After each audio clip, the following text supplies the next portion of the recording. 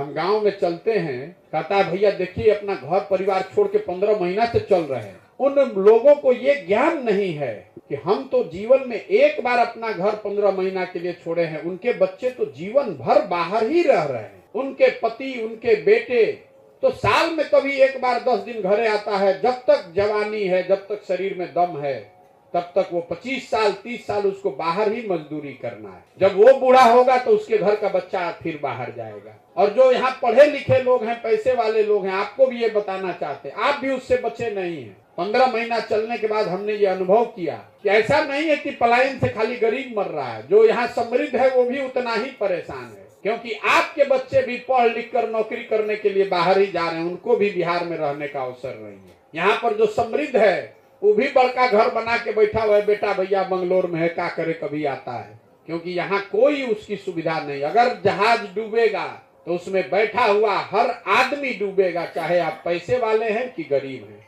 अगड़े हैं कि पिछड़े हैं, हिंदू है कि मुसलमान है।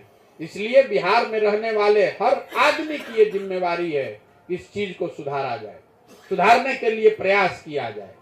नहीं कीजिएगा तो नहीं सुधरेगा। लोग बता रहे हैं कि प्रशांत किशोर घर परिवार छोड़कर 2-2.5 बरस से यहाँ बिहार में घूम रहे हैं। हम अक्सर कहते हैं कि हम तो 2-2.5 बरस से अपना परिवार छोड़ के यहाँ रह रहे हैं। बिहार में ज्यादातर परिवार में स्थिति ये है कि आपकी शादी हुई और आपका पति पलायन कर गया, रोजगार के लिए बाहर चला गया। कोई छठ में घर में शादी विवाह पड़ा, छठ हुआ, दिवाली हुआ तो 10-15 दिन घर आता है, फिर सालों भर बाहर ही उसको रहना है। और लोगों को लगता है तो जीवन की सच्चाई है, भैया कमाना है तो बाहर जाना ही पड़ेगा। ये बहुत बड़ा कष्ट है, कोई इसकी चर्चा नहीं करता है। आपकी शादी हुई और जब तक आपका पति, उसका शरीर थक न जाए, बूढ़ा न हो जाए, तब तक वो बाहर ही कमा रहा है। आपका बच्चा जो जवान है उसको पढ़ने के लिए बाहर ही जाना है। ये जो पलायन का दंश है ये सबसे बड़ा दंश है। कुछ पैसे वाले लोग बैठे, उनको लगता है कि तो सब गरीब आदमी मजदूर सब जाता है। ऐसी बात नहीं। जो गरीब है उसके घर का पति, उसका बेटा जा रहा है मजदूरी करने। जो थोड़ा बहुत पैसे वाले लोग हैं उनका बच्चा, उनका पति जा रहा है नौकरी करने।